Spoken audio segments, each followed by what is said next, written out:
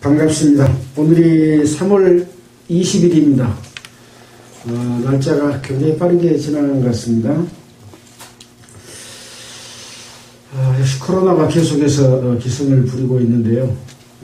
아무튼 이제 하도 많은 사람이 걸려서 누가 코로나가 걸려있는지 알 수도 없을 만큼 그런 상황이기 때문에 항상 거리두기 잘 이렇게 신경 쓰시고 마스크 쓰고 손소독 잘하고 또 소금물로 가글도 하고 이렇게 해서 예방할 수 있는 그런 사람 되기를 바라겠습니다. 계속해서 우리는 신명기서를 공부합니다. 오늘은 신명기 30장을 공부하게 될 차례죠. 이 신명기서는 34장까지 있어서 신명기서도 이제 다 끝나갑니다. 예. 그래서 우리는 하나님이 이스라엘 백성을 통해서 주시고자 하는 말씀, 그 말씀을 잘 지키면 복을 받고 그 말씀을 지키지 않으면 화를 받는, 저주를 받는 이러한 일들에 관한 내용들이 기록이 되어 있습니다. 오늘의 제목은 복받는 길, 복받는 길이라고 되어 있습니다.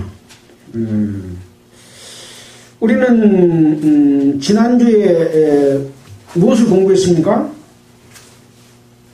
모압 땅에서 세우신 언약에 대해서 배웠죠.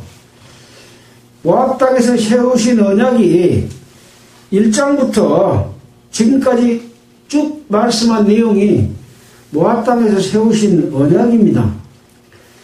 새로 하나님과 약속을 한 게 아니고 이미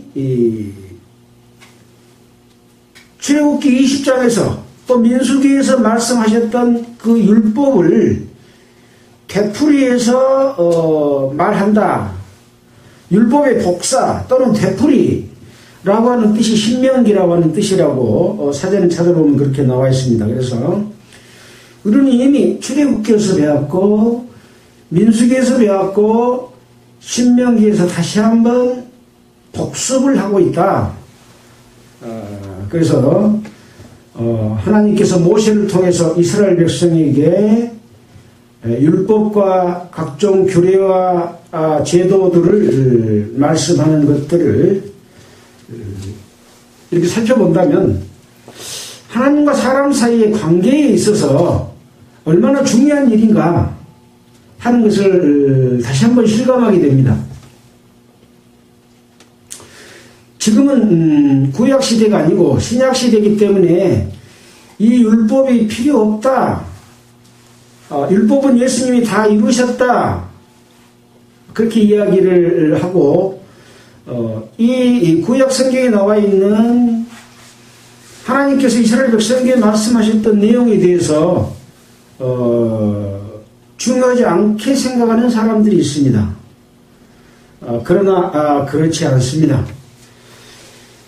이 구약 성경에서 이스라엘 백성에게 말씀하신 것은 자기 백성에게 하나님과 어떻게 함으로 말미암아 함께 살아갈 수 있느냐 하는 것을 알려주시기 때문에 우리가 그 율법을 지키지 않는다고 할지라도 지금 우리는 예배를 통해서 어떻게 하나님과 함께 할 수 있느냐를 배우기 때문에 그때 말씀하셨던 하나님이나 지금 우리에게 말씀하고 계신 하나님은 동일하시고 그 뜻도 동일하다. 그래서 굉장히 중요하다. 이런 말씀을 드릴 수가 있습니다. 자, 출애굽기 20장에서 십계명을 말했고 각종 율례와 제도, 제사법, 일상생활에 관한 여러 가지 규례들이 기록이 되어 있었습니다. 이 하나님의 율법은 하나님이 일방적으로 이스라엘 백성들에게 지켜라 라고 강요한 것이 아니라 하나님과 이스라엘 백성 사이에 맺은 언약이다 이렇게 이야기를 하고 있습니다. 그래서 우리는 출애굽기 19장 7절에서 이 율법을 낭독하고 언약했던 내용을 우리는 공부를 했습니다. 다시 한번 살펴본다면 출애굽기 19장 7절 여러분들이 안 찾으셔도 제가 찾아서 읽어보겠습니다. 출애굽기 19장 7절에 보면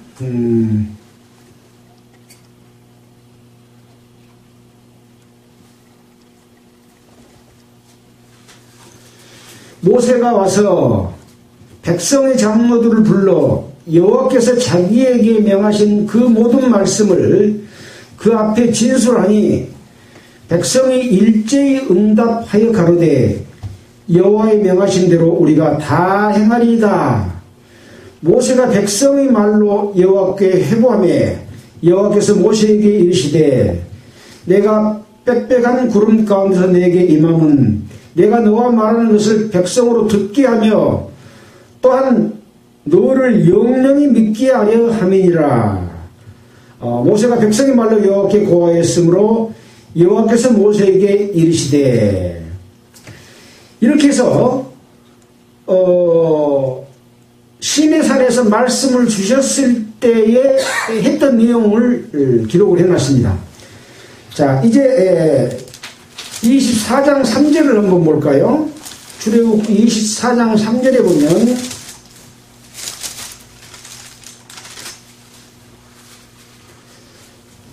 모세가 와서 여호와의 모든 말씀과 그 모든 율례를 백성에게 고하매 그들이 한 소리로 응답하여 가로되 여호와의 명하신 모든 말씀을 우리가 준행하리이다.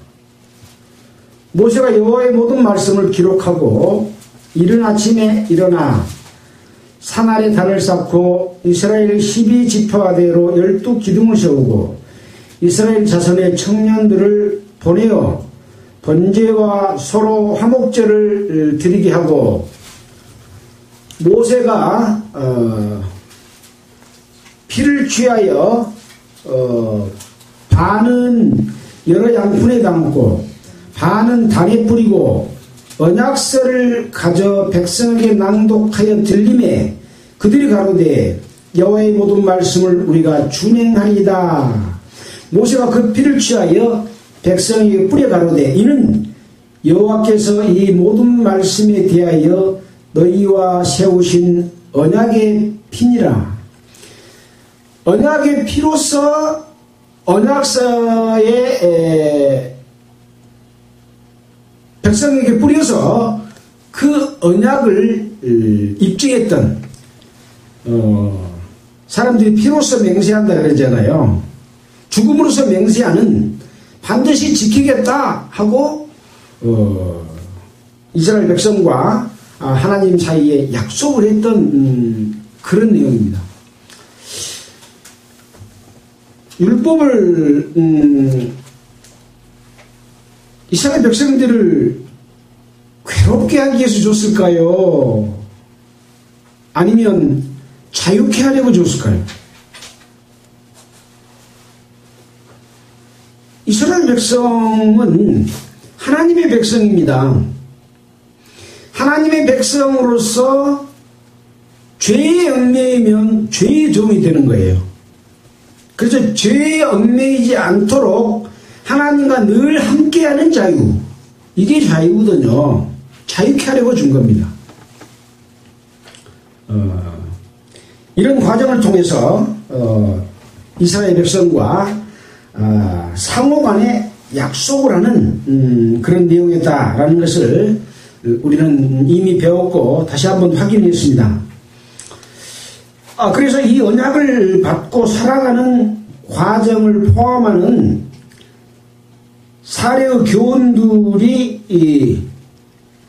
이제 레위기, 민수기, 또 우리가 지금 공부한 신명기 속에서 그 말씀을 받고 어떻게 살았는가, 살면서 어떤 일이 있었는가, 어떨 때 하나님으로부터 진노를 받았고 벌을 받았고 어떨 때는 축복을 받아서 하나님이 함께 했는가, 그런 것들을 배웠습니다. 이스라엘 백성들은 애굽에서 인도하여 내신 하나님의 능력에 의지하지 않고 하나님이 안 보이니까 보이는 것을 섬겼습니다. 이것은 이스라엘 백성뿐만 아니라 모든 사람들은 보이지 않으면 안 믿으려고 하는 것을 가지고 있어요. 그래서 보이는 걸 놔야 이게 신이다 라고 섬기는 거죠. 그래서 이스라엘 백성들은 금송아지를 만드는데요. 금송아지만 만든 거 아니라 사람의 형상을 만들기도 하고 짐승의 형상을 만들기도 하고 때로는 다른 어떤 조각품들을 만들기도 하고 또 조그만 걸 만들어서 호주머니에 넣고 다니면서 이건 자기를 지켜주는 신이다. 그렇게 사람들은 생각하고 늘 그걸 봄으로써 신이 자기와 함께 있다고 생각을 합니다. 이건 하나님의 신이 아니라 우상이죠. 가짜 신인 거예요. 하나님의 신은 형상으로 보여요, 안 보여요? 안 보입니다. 뭘로 보여요? 능력으로 보입니다. 능력으로. 우주 만물 가운데는 하나님의 신성으로 가득 차 있습니다. 로마서에 보면 그 만드신 만물에 하나님의 신성이 가득해서 모든 사람이 알 수 있도록 했다 라고 기록하고 있습니다. 그러므로 저희가 핑계치 못할지니라 나는 하나님을 알지 못합니다 라고 핑계할 수 없다. 왜? 우주 만물에 깃들어 있는 하나님의 신성이 네 양심을 통해서 알 수 있기 때문에 그렇다. 우리는 이 자연의 질서 속에 있는 하나님의 생명의 법칙을 늘 하나님으로 생각하고 믿는 그런 마음을 가질 때 올바른 믿음을 가질 수가 있습니다. 그래서 사람들은 그렇지 않고 천신, 지신, 목신, 물신, 또 돌신, 눈에 보이는 것 앞에 가서 절을 하고 복을 빈다는 거죠. 하나님이 이걸 제일 싫어하십니다. 이것이 제사의 형태로나 예배의 형태로 발전하는 것이 종교입니다. 종교생활입니다. 하나님은 그걸 제일 싫어하셔요. 하나님의 능력에 의지하지 아니하고 사람 눈에 보이는 어떤 좋은 예배당, 좋은 교파의 건물, 또 많은 사람, 엄청난 규모로 조직된 인적 조직체, 전 세적으로 연결되어 있는 그 무리의 모임, 무슨 파, 굉장히 크고 좋게 보이죠. 사람 보기 좋게 보입니다. 이건 우상입니다. 우상. 하나님은요, 그런 겉으로 보이는 형상 물체 속에 있는 것이 아니라 하나님은 보이지 않는 곳에서 하나님의 능력을 통해서 역사하시는 그것을 우리에게 늘 강조하고 있는 것이 바로 우상 섬기지 말라고 하는 그것인 거예요. 그래서 하나님은 이 우상 섬기는 것을 제일 싫어합니다. 자, 우리가 신명기 3장인가요? 앞에서 보면 이런 내용이 있죠. 십계명을 주기 직전에 4장 15절을 보면 제목이 우상을 만들어 섬기지 말라라고 하는 내용이 기록이 되어 있습니다. 여호와께서 호렙산 화염 중에서 너희에게 말씀하시던 날에 너희가 아무 형상도 보지 못하였은즉 너희는 깊이 삼가라. 호렙산에서 화염 중에서 누가 말씀하셨어요? 여호와께서 말씀하셨는데 너희가 아무 형상도 보지 못하였은즉 너희는 깊이 삼가라. 형상을 보지 못했어도 삼가라는 것은 뭐예요? 조심하라 그 말이죠. 조심해라. 두렵건대 스스로 부패하여 자기를 위하여 아무 형상대로든지 우상을 새겨 만들되 남자 형상이라든지 여자 형상이라든지 땅 위에 있는 아무 짐승의 형상이라든지 하늘에 나는 아무 새의 형상이라든지 땅 위에 기는 아무 곤충의 형상이라든지 땅 아래 물속에 있는 아무 어조의 형상이라든지 만들까 하노라. 이런 거 만들지 말고 삼가해라. 하나님이 구름 속에서 말씀하셨을 때 아무 형상도 보지 못했고 하나님의 목소리를 들었고 그 능력을 받지 않느냐. 그러니 이런 거 만들까 두렵다. 뭔지 알겠죠? 이런 거 만들까 두렵다 라고 하는 거죠. 이게 우상이기 때문에 그렇습니다. 또 두렵건대 내가 하늘을 향하여 눈을 들어 1월 성신 하늘 위에 군중 곧 너희 하나님 여호와께서 천하 만민을 위하여 분정하신 것을 보고 분정한다는 말은 나누어서 정한 것을 보고 미혹하여 그것에 경배하며 섬길까 하노라. 하늘을 보니까 태양도 있고 달도 있고 별도 있고 사람으로서는 가히 측량할 수 없는 어떤 그 우주 만물 가운데 있는 1월 성신들이 있는데 굉장하거든요. 신비스럽거든요. 그러니까 그것을 섬길까 염려한다. 여호와께서 너희를 택하시고 너희를 쇠풀무 곧 애굽에서 인도하여 내사 자기 기업의 백성을 삼으신 것이 오늘과 같아도 여호와께서 너희로 인하여 내게 진노하사 나로 요단을 건너지 못하며 내 하나님 여호와께서 내게 기업으로 주신 그 아름다운 땅에 들어가지 못하게 하리라고 맹세하셨은즉. 자, 이렇게 하나님께서는 능력으로 나타내 보여주셨는데 모세는 하나님의 능력을 의지하지 않고 그 영광을 자기에게 돌리게 함으로 말미암아 가나안 땅에 못 들어가게 했던 그런 사건이 있었지 않습니까? 이런 것들을 되뇌에서 말씀을 하시면서 나는 이 땅에서 죽고 요단을 건너지 못하였니와 너희는 건너가서 그 아름다운 땅을 얻을 것이다. 23절에 보면 너희는 스스로 삼가서 너희 하나님 여호와께서 너희와 세우신 언약을 잊어버려서 내 하나님 여호와께서 금하신 아무 형상의 우상이라든지 조각하지 말라.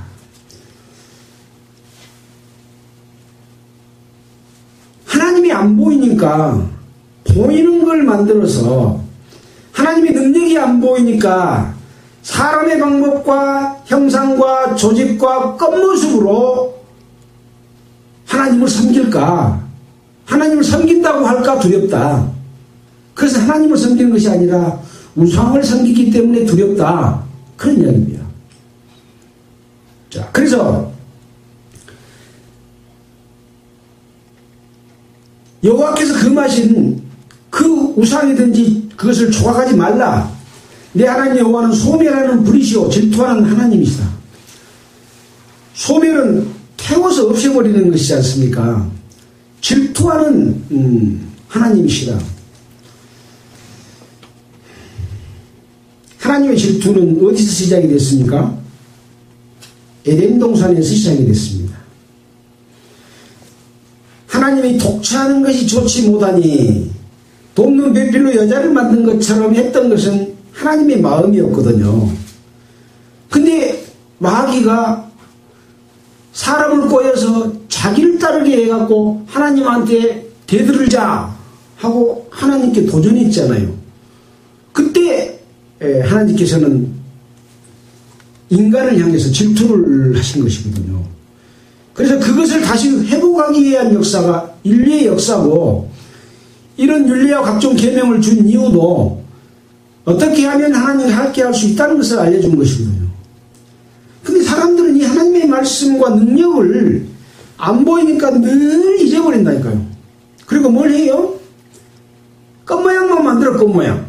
예. 자, 서두가 상당히 길어졌습니다. 자, 그래서 우상을 섬기는 것, 외형과 형식, 이런 것들을 금하셨는데 출애굽에서 가나안 직전 요단강을 건너기 전까지 40년 가운데의 삶 속에서 늘 이스라엘 백성들은 하나님의 이 애굽에서 건져냈던 기사와 능력과 이적을 믿지 못하고 불평불만하고 자기 방법대로 늘 하나님을 도전했습니다. 자, 그래서 신명기 1장부터 3장에서 왜 40년을 광야에서 보냈는지와 모세가 가나안 땅에 들어가지 못한 것을 다시 한번 반복해서 기록해 놓고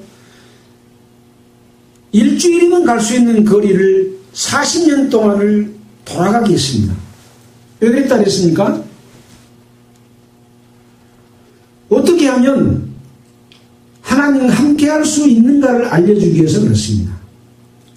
그 모든 내용은 출애굽기 20장에서 이후에 기록된 율법과 각종 율례와 계명과 레위기에서 기록된 제사법과 민수기에서 기록된 각종 사건에 대한 교훈들을 통해서 어떻게 하는 것은 하나님께 벌받는 것이고 어떻게 하는 것은 하나님을 공경하는 것이다. 이거 알려주려고. 이스라엘 백성들에게 그래서 지금 우리가 배워야 될 것은 교회 시대에 배워야 될 것은 어떻게 하는 것이 하나님을 공경하는 방법인가 하나님을 믿는 것이 무엇인가 그것을 배우는 겁니다.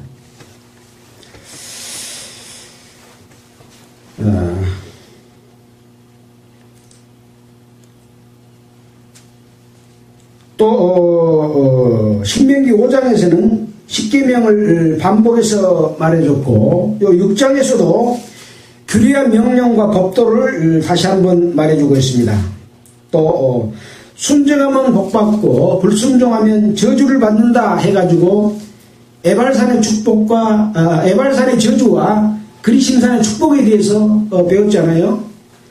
그래서 우리는 하나님 앞에 복을 받으려면 그리심산에 있어야 돼요. 에발산에 가면 저주를 받는 거예요. 그것이 뭔지를 구분할 수 있을 때 우리는 하나님께 합당한 삶을 살 수가 있다라고 하는 것이죠.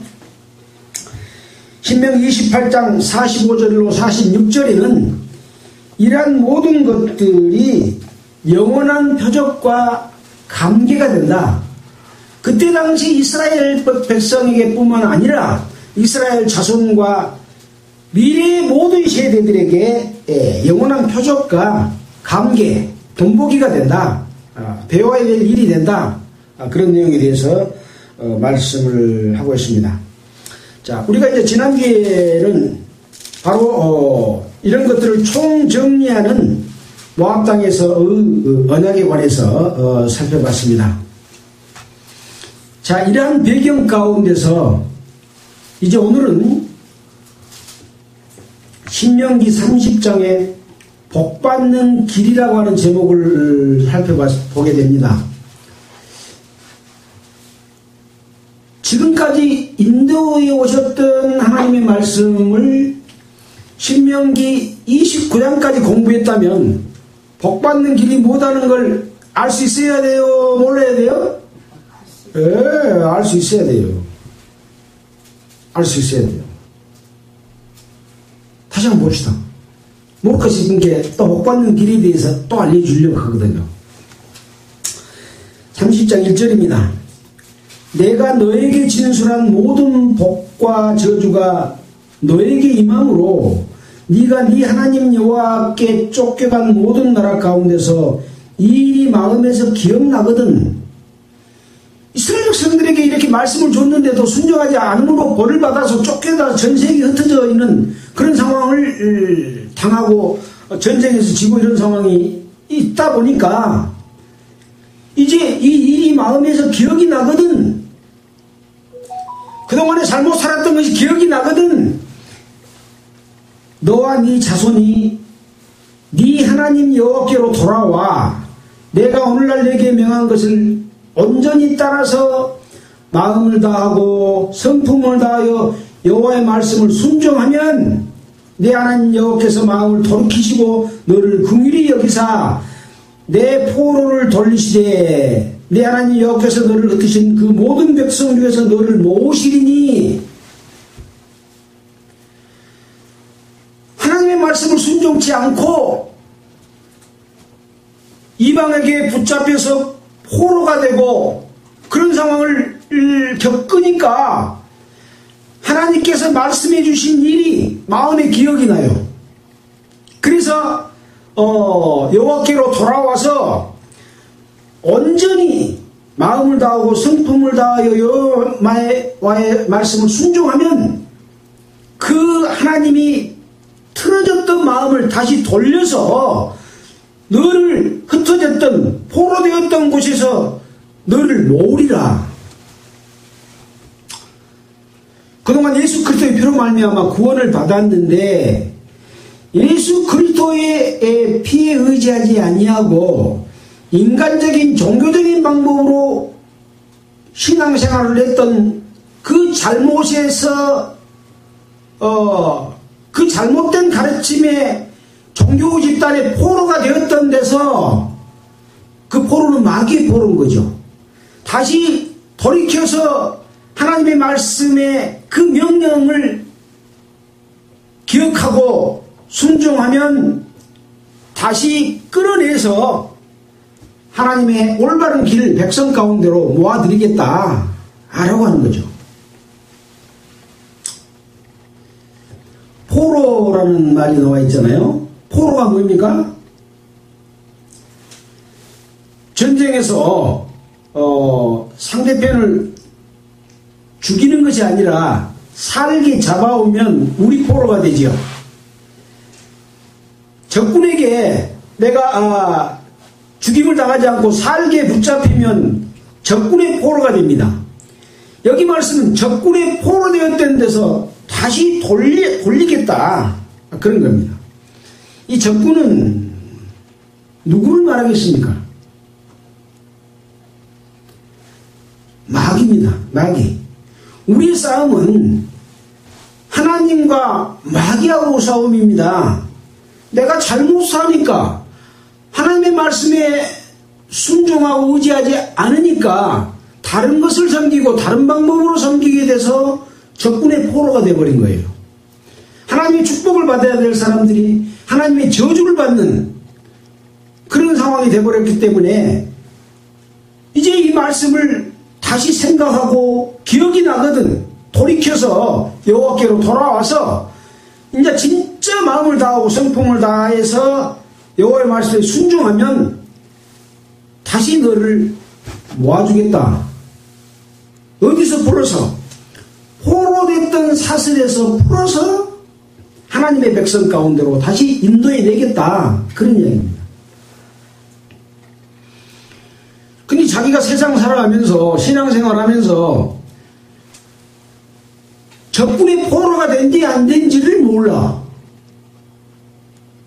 그러면 돌이킬 수 있을까요? 없을까요? 못 돌이켜. 내가 잘못된 신앙생활을 하고 있는데 잘못된 신앙생활을 한지 모르면 하나님이 돌이켜 주시지를 않습니다. 그래서 첫 번째로 중요한 것은 내 신앙생활을 성경 말씀과 명령과 규례에 따라서 바르게 지켜 행하고 있는지를 살펴봐야만이 내가 잘못된 신앙을 하고 있는지 바른 신앙을 하고 있는지를 안다는 거죠. 종교 집단에 매여 있는 것은 바른 신앙 자체가 아닙니다. 이건 마귀의 소굴입니다. 예수님 오셨을 당시에 이스라엘 백성들, 대제사장과 서기관과 바리새인과 장로들은 마귀의 소굴이었습니다. 하나님의 성전으로 마귀의 소굴이 되게 하는, 마귀의 장사꾼이 되게 하는 그런 곳으로 만들어버렸지 않습니까? 이 세상에 기독교가 엄청나게 퍼져 있습니다. 천주교가 퍼져 있습니다. 하나님을 믿는다고 하고 예수를 믿는다고 하는 사람들이 수많은 종파와 집단을 가지고 있습니다. 이거는 99%가 마귀에게 속하는 집단입니다. 하나님은 그런 외형적인 집단을 원하시지를 않아요. 보이지 않는 하나의 교회, 보이지 않는 하나님이 말씀하셨던 것처럼 보이지 않는 하나의 교회가 하나님을 뜻을 따라서 거룩하게 지어져가는 이 교회만을 하나님은 나의 신부가 될 교회다, 그렇게 이야기합니다. 어떤 종파도 하나님은 원하시지를 않습니다. 이것을 모르면 교회를 안다고 말해서는 안 됩니다. 교회는 주님의 몸된 교회입니다. 주님을 머리로 한 그 지체로서 교회이기 때문에 여러 개가 될 수 없습니다. 그리고 이스라엘 백성이 하나님의 말씀을 따라서 살지 않으면 이스라엘 백성 중에서 끊쳐졌습니다. 죽였습니다. 저주를 내렸습니다. 하나님의 말씀에 순종하고 하나님이 함께할 수 있도록 거룩하게 보존한 사람만 이 교회의 구성원으로서 하나님의 백성으로 남을 수가 있는 거죠. 그러니 살아있을 때 지금 잘못된 것을 깨닫고 알고 돌이키라. 그래서 지금 신명기에서 이렇게 써놨다니까요. 4절입니다. 너의 쫓겨간 자들이 하늘가에 있을지라도 내 하나님 여호와께서 거기서 너를 모으실 것이며 거기서부터 너를 이끄실 것이라. 내가 잘못된 그 교리에 이끌려서 멀리 하늘가에 있을지라도 하나님께서 하나님의 명령과 규례와 말씀들을 진심으로 순종하고 따르면 거기서 끌어내서 하나님의 백성으로 다시 모아주신다. 어쩌면 돌이켜 나오면 하나님의 명령과 규례를 순종하면 그 하나님의 명령과 규례가 뭘까? 그걸 알아야 된다는 거죠. 네 하나님 여호와께서 너를 네 열조가 얻은 땅에 돌아오게 하사 너로 다시 그것을 얻게 하실 것이며 여호와께서 또 너에게 선을 행하사 너로 네 열조보다 더 번성하게 하실 것이며 네 하나님 여호와께서 네 마음과 네 자손의 마음에 할례를 베푸사 너로 마음을 다하며 성품을 다하여 네 하나님 여호와를 사랑하게 하사 너로 생명을 얻게 하실 것이며. 이스라엘 백성은 애굽에서 나와서 홍해를 건널 때 하나님의 백성으로서 세례를 받고 나온 사람들입니다. 근데 잘못 살아서 하나님의 백성으로서 하나님을 떠나서 이방 세력에게 마귀에게 올무가 되었던 거기에서 풀어서 다시 내 마음과 내 자손의 마음에 할례를 베푸사 마음을 다하여 성품을 다하여 하나님 여호와를 사랑하게 하는 그런 것을 해서 생명을 얻게 하실 것이다. 내 하나님 여호와께서 너 대적과 너를 미워하고 핍박하는 자에게 모든 저주로 임하게 하시리니. 그러니까 하나님을 거역한 하나님을 떠난 백성과 하나님이 함께 하시는 백성은 다른 거죠. 애굽은 하나님을 떠난 백성의 대표적인 사례입니다. 원래 가나안 땅에 거했던 족속들도 하나님을 거역하고 우상을 섬기고 범죄했던 백성들이기 때문에 거룩한 가나안 땅이 그들을 토하여 내쳤다고 말하고 있습니다. 근데 이스라엘 백성이 거기 가서 살게 됐는데 그들이 또 하나님을 떠나면 땅이 또 그들을 배척해 버릴 겁니다. 중요한 것은 뭐냐?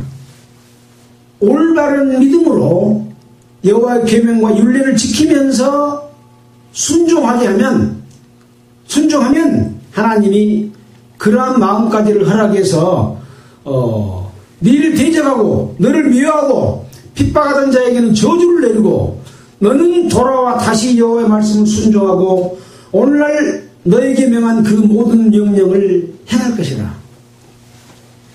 이제 돌아왔으면 안 행해도 된다가 아니라 계속 행하는 거예요. 계속 행하는 거예요. 네.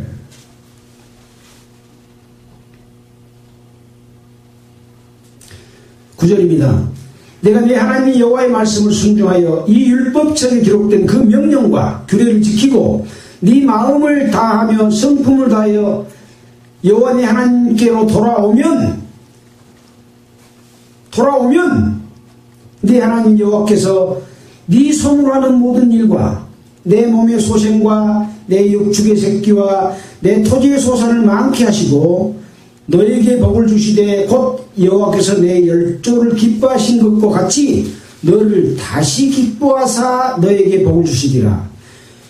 옛날에 기뻐하셨는데 너희가 여호와의 명령과 규례를 지키지 아니하고 우상을 섬기고 범죄하기 때문에 떠났다가 다시 네가 돌이켜 회개하고 오니까 다시 너희를 기뻐하고 너에게 복 주신다. 그런 얘기입니다. 하나님의 백성도 하나님을 떠날 수가 있습니다. 왜? 마귀가 늘 우는 사자처럼 하나님을 믿지 못하고 자기를 믿게 만들어요.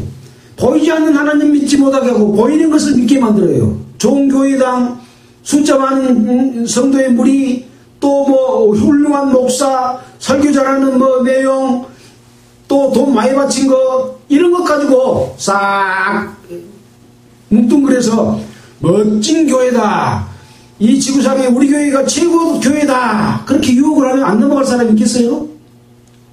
근데 그것이 하나님이 계시는 교회가 아닌 거죠. 보이지 않는 하나님의 능력에 의지하고 그 말씀에 따라서 살게 될 때 하나님께서 이렇게 축복해 주신다, 그런 내용인 거죠. 11절입니다. 그래서 그러면 몇 절입니까? 오늘날 내게 명한 그 모든 명령을 행할 것이라.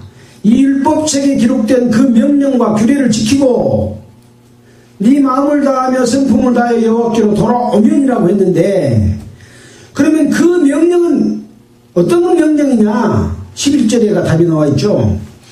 오늘날 너에게 명한 이 명령은 너에게 어려운 것이 아니다. 여호와께서 주신 명령이 어려운 것이라 그래요? 어려운 거 아니라 그래요? 어려운 거면 지킬 수 있겠어요? 못 지키죠. 어려운 거면 쉬운 거예요. 쉬운 거. 어려운 것도 아니고 멀리 있는 것도 아니다. 먼 것도 아니다. 가까운 데 있다 이 말이에요.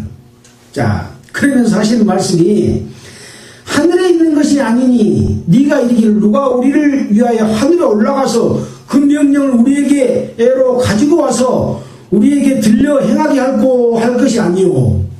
저 하늘에 있어가지고 누가 올라가서 그걸 가지고 와서 우리에게 주면서 이게 지켜라 할 것이 아니다.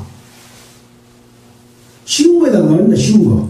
자, 그 다음에 또 어떤 내용이 있습니까?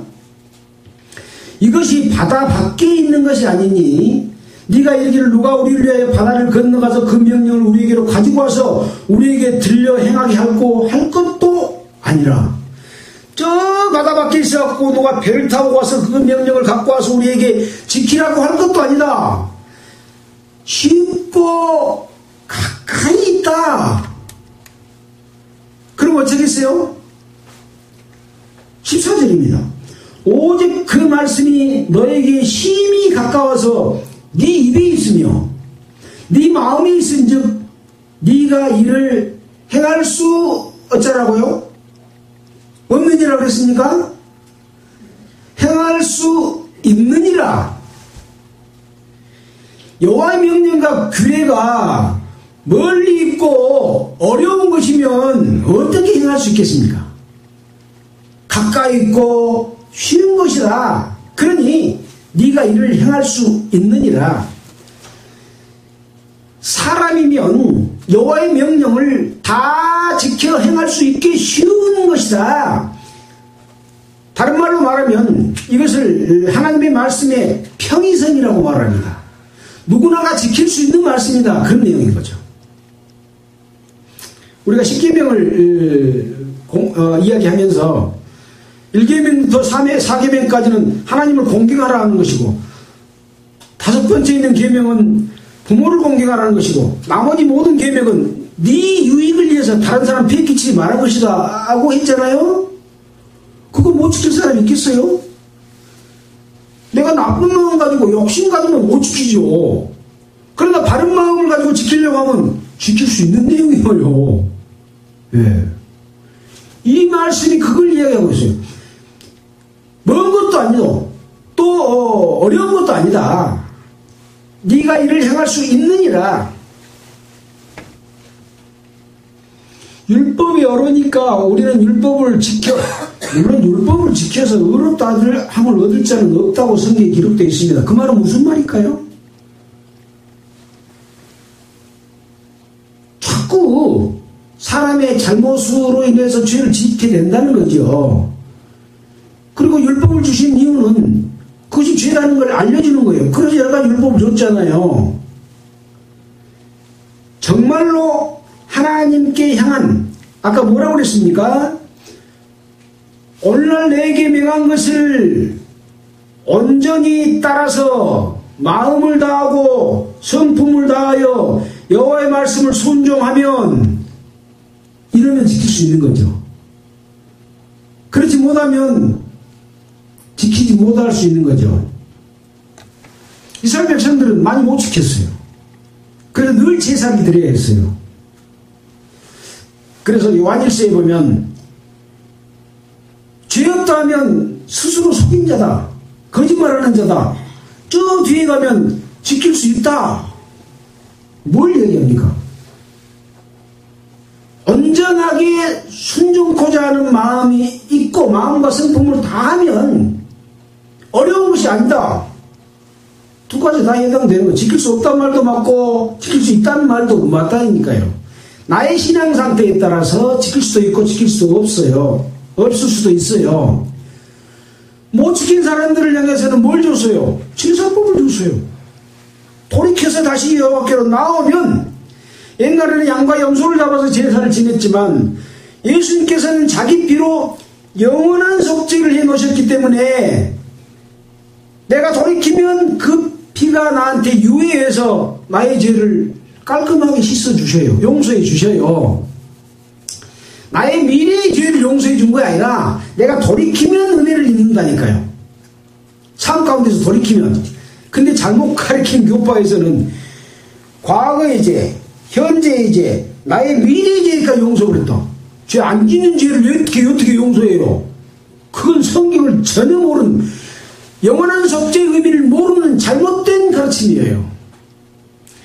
영원한 속죄라는 것은 한 번 제사를 드리고 그 효과는 영원이라고 하는 의미지, 나의 미래의 죄를 용서했다는 게 아니에요.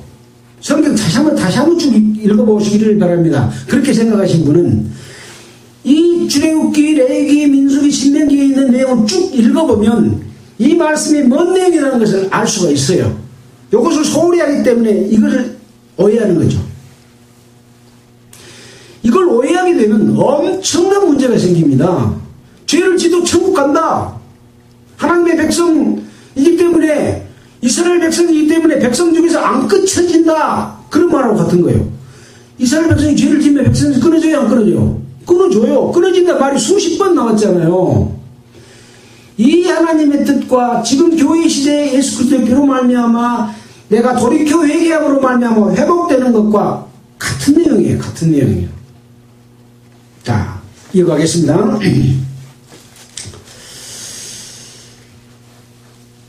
15절입니다. 보라, 내가 오늘날 생명과 복과 사망과 화를 내 앞에 두었나니, 우리 앞에다가 생명과 복을 뒀어요.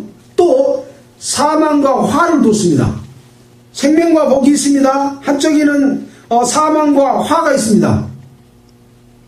그러면 어느 쪽을 택해야 될까요? 생명과 복을 택하겠습니까? 사망과 화를 택하겠습니까? 예.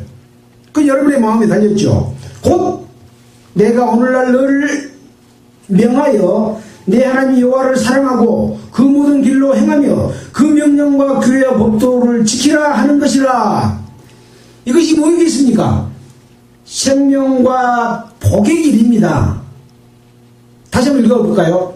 곧부터가 그 답이니까요. 같이 한번 읽어보겠습니다. 곧 내가 오늘날 너를 명하여 내 하나님 여호와를 사랑하고 그 모든 길로 행하며 그 명령과 규례와 법도를 지키라 하는 것이 곧 생명과 복이다 그 말입니다.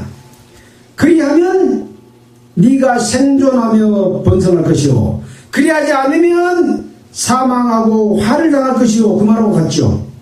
그렇잖아요. 또 네 하나님 여호와께서 너에게 가서 얻을 땅에서 너에게 복을 주실 것이니라. 그러나 네가 만일 마음을 돌이켜 듣지 않냐고 하나님의 명령과 규례와 법도가 있는데 그 방법대로 하지 아니하고 유혹을 받는다니까요. 에덴 동산에서 마귀가 이브를 유혹했잖아요.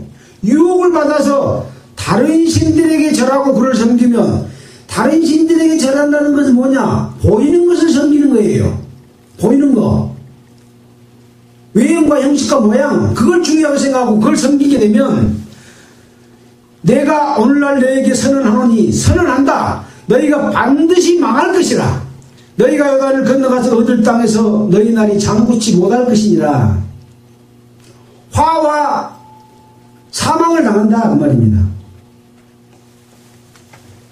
19절입니다. 내가 오늘날 천지를 불러서 너희에게 증거를 삼노라. 모세가 하나님께서 명하여 주신 내용으로 지금 말씀을 하면서 내가 오늘날 너희에게 선언한다. 어떻게 선언하냐? 반드시 망할 것이라. 요단강을 건너가서 얻을 땅에서 너희 날이 장구치 못하리라. 근데 그 맹세하는 그 맹세가 천지를 불러서 너희에게 증거를 삼는다. 우리가 어떤 약속을 할 때는 증서를 써주지 않아요. 왜냐하면 시간이 지나면 내가 그때 안 했다 그래버리면 안 되니까 서로 약속하고 도장 딱 찍어서 똑같은 거 해갖고 한 장은 가지고 있고 한 장은 나한테 가지고 있고 주고 가지고 있고 그러잖아요. 근데 어디다가 새겼냐? 내가 오늘날 천지 하늘과 땅을 불러서 이 말한 것을 어떻게 하면 복 주고 어떻게 하면 저주를 주겠다는 것을 증거를 삼노라. 우주 만물 가운데 다 써놨다. 증거를 삼다 그 말입니다. 그러니 여기서 유비되면 반드시 그렇게 되겠어요 안 되겠어요? 그렇게 되겠죠. 천지가 증거하고 있는데 내가 생명과 사망과 복과 저주를 내 앞에 두었은즉 너와 내 자손이 살기 위하여 생명을 택하고 내 하나님 여호와를 사랑하고 그 마음을 순종하며 또 그에게 부종하라. 부종이라는 말은 뭔 말입니까? 딸을 붙자 딸을 종자입니다. 따르고 따른다 이 말입니다. 그 말은 뭔 말씀일까요? 의지하고 따르며 함께하여 순종한다. 하나님을 의지하여 하나님을 따르고 하나님의 말씀에 순종한다 그 말입니다. 부종한단 말은 부종하라. 그는 여호와는 네 생명이시오 너의 장수 오래 사는 길이니 여호와께서 내 열조 아브라함과 이삭과 야곱에게 주리라고 맹세하신 땅에 네가 거하리라. 이 땅은 가나안 땅이지만 가나안 땅이 목적지가 아니고 하나의 예표로 보여준 것이 가나안이다니까요. 가나안은 하늘나라를 예표해 주신 것이지 가나안이 하늘나라고 천국이 아니에요. 이렇게 하면 가나안 땅에 들어가서 장수할 수 있다, 축복받을 수 있다라고 하는 것이고, 이렇게 하면 영원한 하늘나라에서 축복받아 살 수 있다는 걸 보여주는 예표요. 예표. 가나안 땅이 목적지가 아니라니까요. 이스라엘 백성이 그래서 가나안 땅에 들어가서 이제 신명기가 넘어가면 여호수아에서 들어가서 가나안 땅에 들어갑니다. 근데 말라기까지 어떻게 살았어요? 하나님을 거역하고 선지자를 죽이고 거짓 선지자가 사람들을 미워하고 왕들이 권력을 남용하고 백성들을 괴롭히고 하나님께 반역하고 그래가지고 얼마나 많은 저주를 받았으니까 가나안 땅에 들어가서 그랬다니까요. 결국은 가나안 땅에 들어가서도 하나님의 축복을 받지 못하고 저주를 받게 되는 것은 진짜 그것이 천국이면 그런 저주가 없어야 돼요. 근데 이런 사람들은 천국 가서 축복 못 받는다는 걸 알려주기 위한 교훈이다 라고 생각을 해야 될 겁니다. 자, 오늘 말씀도 동일한 말씀입니다. 하나님의 명령과 규례와 법도를 진심으로 아까 뭐라 했습니까? 마음을 다하고 성품을 다하여 여호와의 말씀을 순종하면 생명과 복을 받는다. 만약에 마음을 돌이켜 여호와의 말씀과 그 뜻이 무엇인지를 살펴보지 않냐고 아무거나 붙들고 잘못된 유혹에 끌려서 종교 집단에서 말하는 말을 듣고 여호와의 말씀을 순종하지 않으면 망한다. 그걸 이야기하고 있습니다. 우리가 앞에서도 배웠잖아요.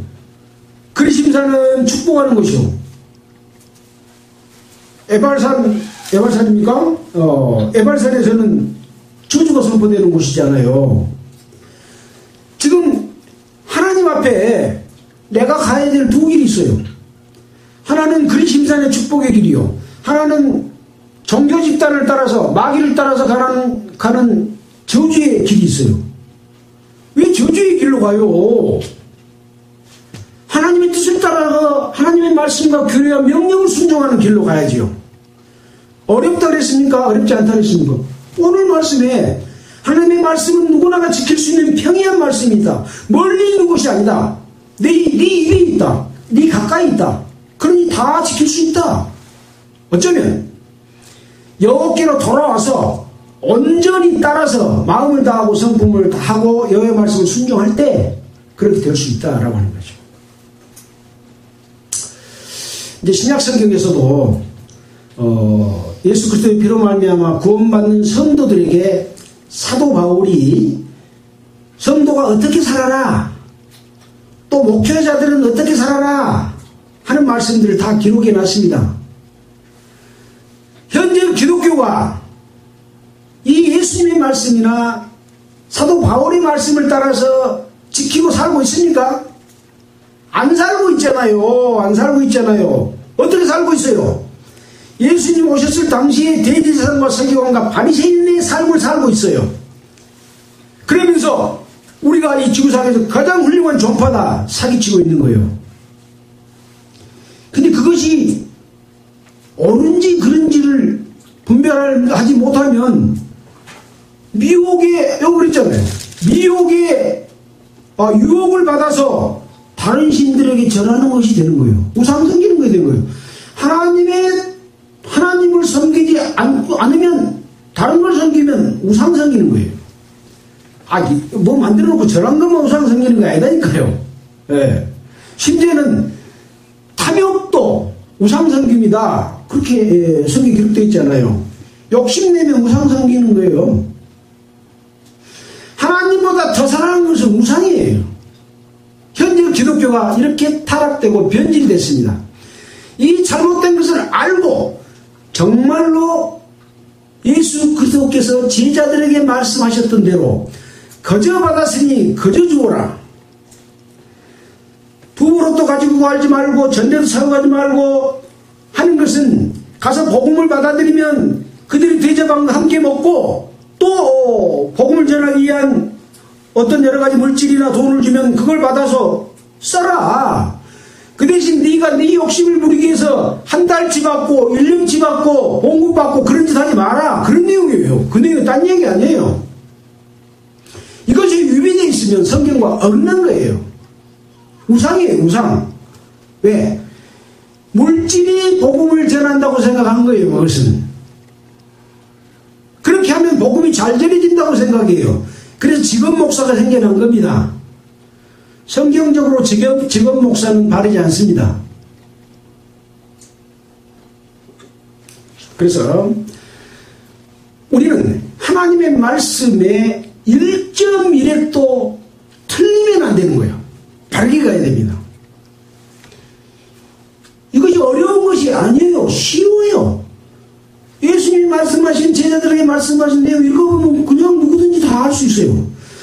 바울이 사도의 길, 성도의 길, 어떤 일을 하라고 하지 말라고 한 거 쉬워요. 쉬워. 근데 말해요, 안 해요? 다 가르친 사람이 없어요. 거기서 골라가지고 유리한 것만 말해가지고 자기들이 그걸 써먹고 있어요. 성경 한 권 한 권 전체를 공부해보면 그 뜻이 무엇인지 분명하게 다 알 수 있는 내용인데 안 해요. 그렇게. 왜? 자기를 위해서 예수나 하나님을 이용하고 있기 때문에 그렇습니다. 그 누구 길입니까? 바로 우상의 길입니다. 바벨론의 길입니다. 바벨탑의 길입니다. 하나님의 방법으로 하지 않고 자기 방법으로 가는 길이에요. 이것은 바벨론이 멸망한 것처럼 종교도 함께 멸망할 음료입니다. 하나님을 떠나서 마귀하고 가늠하는 거예요. 제가 이렇게 드린 말씀이 굉장히 좀 과격하게 들릴 수도 있지만 여러분의 성경을 자세히 읽어보면 하나님은 더 분명하게 확실하게 이런 것들을 밝히 지적하고 있다는 것을 알게 됩니다. 그동안에 배웠던 모든 지식을 다 등 뒤로 던져버리고 하나님의 말씀에서 직접 여러분이 기도하고 간구하면서 말씀을 깨달을 때 하나님께서 여러분에게 계시해 준 것이 될 겁니다. 다른 말씀 듣지 말고 성경을 많이 보고 성경의 뜻을 직접 깨닫는 여러분 되시기를 바랍니다. 기도드리겠습니다. 하나님 아버지 감사합니다. 하나님은 어제나 오늘이나 변치 않는 동일한 말씀을 하고 계십니다. 사람들은 시대에 따라서 하나님이 변했다고 말하지만 그렇지 않습니다. 동일한 말씀과 동일한 뜻을 전하고 있음을 분명히 깨닫게 됩니다. 우리의 마음과 생각을 늘 살펴주시고 올바른 믿음을 가지고 여호와 하나님의 말씀에 순종하며 살아가는 저희들이 되어서 에발산의 저주 안에 있지 않고 그리심산의 축복에 있도록 주님 인도하여 주시옵소서. 이 모든 말씀을 우리로 보내주신 예수님 이름으로 기도드렸습니다. 찬송가는 488장 하겠습니다.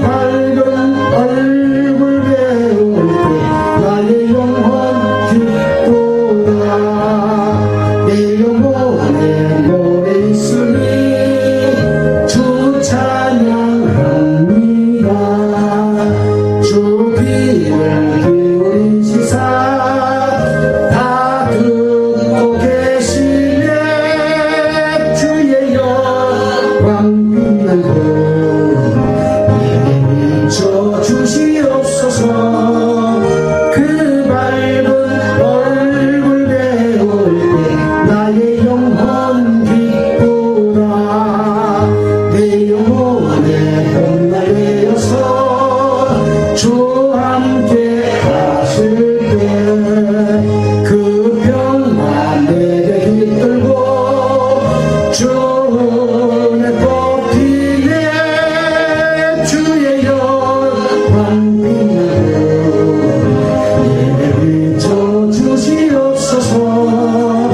그 밝은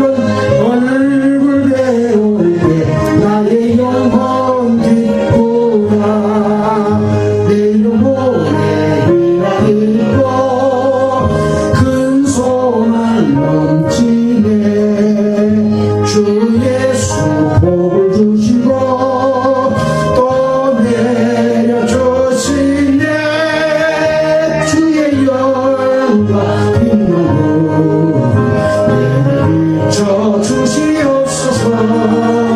그 밝은 얼굴 배울 때 나의 영혼 기쁘다.